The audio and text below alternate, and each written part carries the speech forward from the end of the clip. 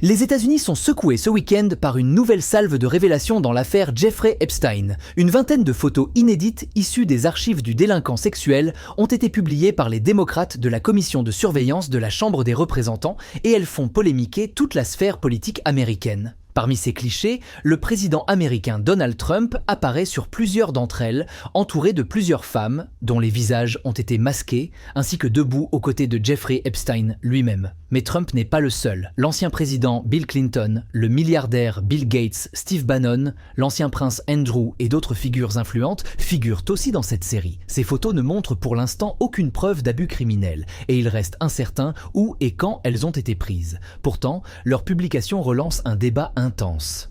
Comment un réseau de relations aussi vaste a-t-il pu prospérer autour d'un criminel condamné?